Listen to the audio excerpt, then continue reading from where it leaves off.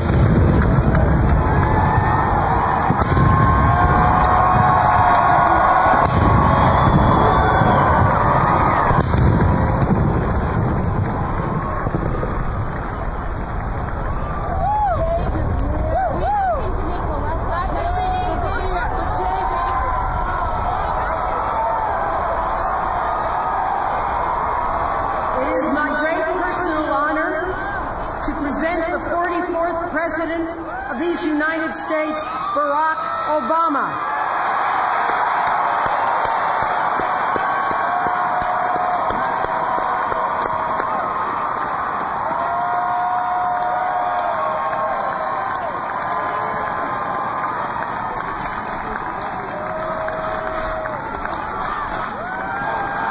Thank you.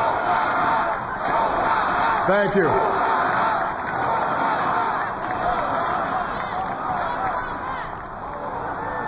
My fellow citizens, I stand here today humbled by the task before us, grateful for the trust you've bestowed, mindful of the sacrifices borne by our ancestors. I thank President Bush for his service to our nation.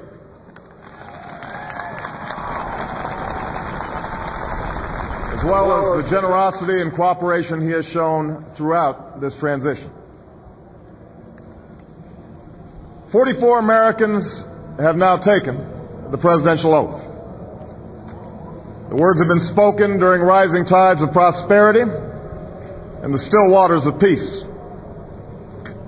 Yet, every so often, the oath is taken amidst gathering clouds and raging storms.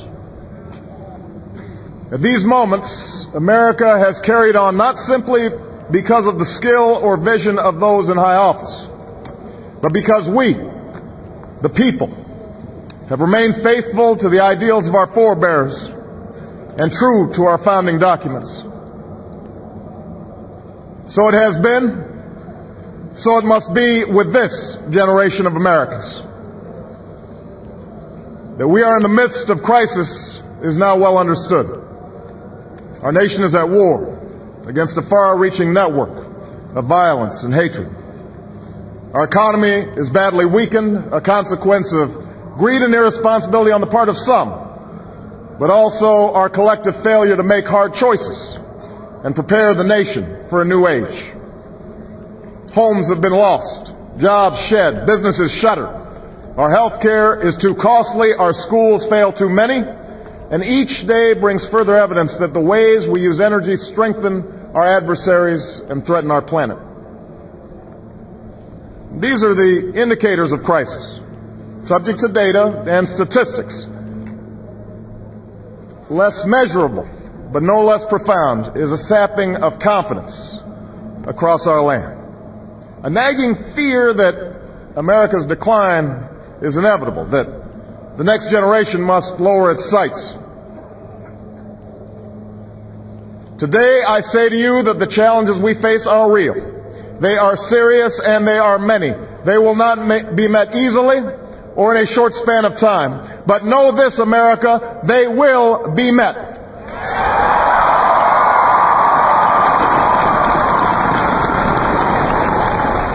On this day, we gather because we have chosen hope over fear, unity of purpose over conflict and discord. On this day, we come to proclaim an end to the petty grievances and false promises, the recriminations and worn-out dogmas that for far too long have strangled our politics. We remain a young nation, but in the words of Scripture, the time has come to set aside childish things.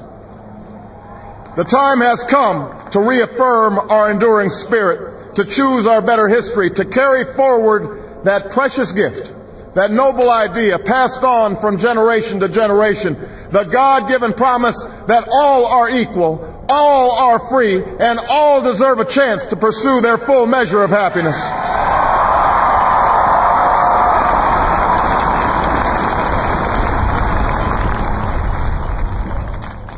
In reaffirming the greatness of our nation, we understand that greatness is never a given.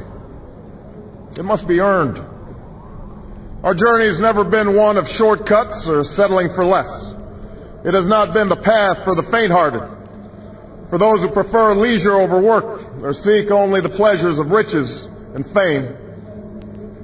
Rather, it has been the risk-takers, the doers, the makers of things, some celebrated, but more often men and women obscure in their labor, who have carried us up the long, rugged path towards prosperity and freedom. For us, they packed up their few worldly possessions and traveled across oceans in search of a new life. For us, they toiled in sweatshops and settled the West, endured the lash of the whip, and plowed the hard earth. For us, they fought and died in places like Concord and Gettysburg, Normandy and Quezon. Time and again, these men and women struggled and sacrificed and worked till their hands were raw so that we might live a better life. They saw America as bigger than the sum of our individual ambitions, greater than all the differences of birth or wealth or faction. This is the journey we continue today. We remain the most prosperous, powerful nation on earth. Our workers are no less productive than when this crisis began. Our minds are no less inventive, our goods and services no less needed than they were last week or last month or last year. Our capacity remains undiminished. But our time of standing pat, of protecting narrow interests and putting off unpleasant decisions, that time has surely passed. Starting today, we must pick ourselves up, dust ourselves off, and begin again the work of remaking America.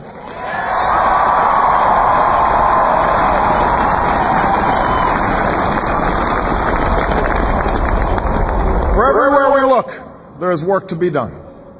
The state of our economy calls for action, bold and swift, and we will act, not only to create new jobs, but to lay a new foundation for growth. We will build the roads and bridges, the electric grids and digital lines that feed our commerce and bind us together. We will restore science to its rightful place and wield technology's wonders to raise healthcare's quality and lower its cost. We will harness the sun and the winds and the soil to fuel our cars and run our factories, and we will transform our schools and colleges and universities to meet the demands of a new age. All this we can do. All this we will do. Now, there are some who question the scale of our ambitions, who suggest that our system cannot tolerate too many big plans. Their memories are short, for they have forgotten what this country has already done, what free men and women can achieve when imagination is joined to common purpose and necessity to courage. What the cynics fail to understand is that the ground has shifted beneath them. that the stale political arguments that have consumed us for so long no longer apply. The question we ask today is not whether our government is too big or too small, but whether it works, whether it helps families find jobs at a decent wage, care they can afford, a retirement that is dignified. Where the answer is yes, we intend to move forward. Where the answer is no, programs will end. And those of us who manage the public's dollars will be held to account to spend wisely, reform bad habits, and do our business in the light of day, because only then can we restore the vital trust between a people and their government.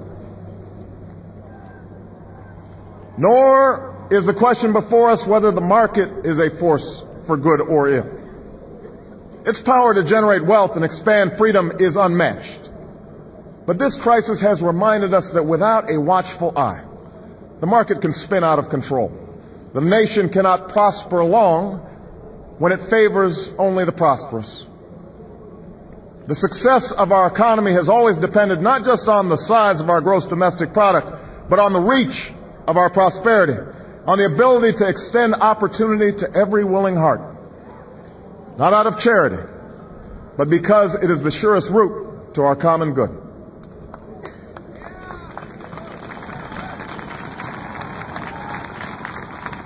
As for our common defense, we reject as false the choice between our safety and our ideals.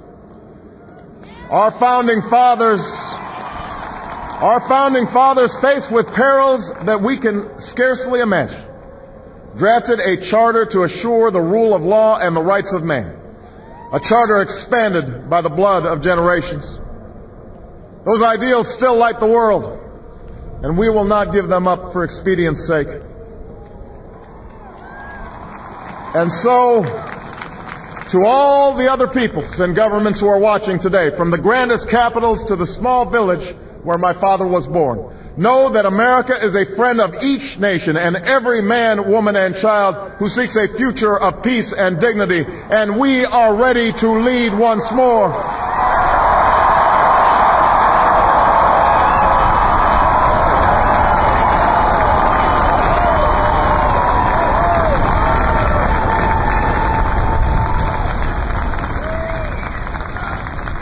Recall that earlier generations faced down fascism and communism not just with missiles and tanks, but with the sturdy alliances and enduring convictions. They understood that our power alone cannot protect us, nor does it entitle us to do as we please. Instead, they knew that our power grows through its prudent use. Our security emanates from the justness of our cause, the force of our example, the tempering qualities of humility and restraint. We are the keepers of this legacy. Guided by these principles once more, we can meet those new threats that demand even greater effort, even greater cooperation and understanding between nations. We will begin to responsibly leave Iraq to its people and forge a hard-earned peace in Afghanistan. With old friends and former foes, we will work tirelessly to lessen the nuclear threat and roll back the specter of a warming planet. We will not apologize for our way of life, nor will we waver in its defense. And for those who seek to advance their aims by inducing terror and slaughtering innocents, we say to you now that our spirit is stronger and cannot be broken. You cannot outlast us, and we will defeat you.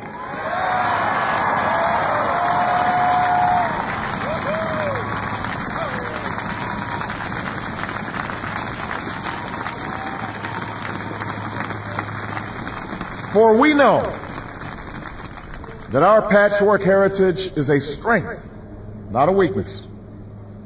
We are a nation of Christians and Muslims, Jews and Hindus, and non-believers. We are shaped by every language and culture, drawn from every end of this earth. And because we have tasted the bitter swill of civil war and segregation and emerged from that dark chapter stronger and more united, we cannot help but believe that the old hatreds shall someday pass, that the lines of tribes shall soon dissolve, that as the world grows smaller, our common humanity shall reveal itself, and that America must play its role in ushering in a new era of peace. To the Muslim world, We seek a new way forward based on mutual interest and mutual respect. To those leaders around the globe who seek to sow conflict or blame their society's ills on the West, know that your people will judge you on what you can build, not what you destroy. To those who cling to power through corruption and deceit and the silencing of dissent, know that you are on the wrong side of history, but that we will extend a hand if you are willing to unclench your fist. To the people of poor nations, we pledge to work alongside you to make your farms flourish and let clean waters flow, to nourish starved bodies and feed hungry minds. And to those nations like ours that enjoy relative plenty, we say we can no longer afford indifference to the suffering outside our borders, nor can we consume the world's resources without regard to effect. For the world has changed, and we must change with it. As we consider the road that unfolds before us, we will remember with humble gratitude those brave Americans who, at this very hour, patrol far-off deserts and distant mountains. They have something to tell us, just as the fallen heroes who lie in Arlington whisper through the ages. We honor them not only because they are the guardians of our liberty, but because they embody the spirit of service, a willingness to find meaning in something greater than themselves. And yet, at this moment, a moment that will define a generation, it is precisely this spirit that must inhabit us all. For as much as government can do and must do, it is ultimately the faith and determination of the American people upon which this nation relies. It is the kindness to take in a stranger when the levees break, the selflessness of workers who would rather cut their hours than see a friend lose their job, which sees us through our darkest hours. It is the firefighter's courage to storm a stairway filled with smoke, but also a parent's willingness to nurture a child that finally decides our fate. Our challenges may be new. The instruments with which we meet them may be new. But those values upon which our success depends, honesty and hard work, courage and fair play, tolerance and curiosity, loyalty and patriotism, these things are old. These things are true. They have been the quiet force of progress throughout our history. What is demanded then is a return to these truths. What is required of us now is a new era of responsibility, a recognition on the part of every American that we have duties to ourselves, our nation, and the world. Duties that we do not grudgingly accept, but rather seize gladly, firm in the knowledge that there is nothing so satisfying to the spirit, so defining of our character, than giving our all to a difficult task. This is the price and the promise of citizenship. This is the source of our confidence, the knowledge that God calls on us to shape an uncertain destiny. This is the meaning of our liberty and our creed, why men and women and children of every race and every faith can join in celebration across this magnificent mall, and why a man whose father less than 60 years ago might not have been served at a local restaurant can now stand before you to take a most sacred oath.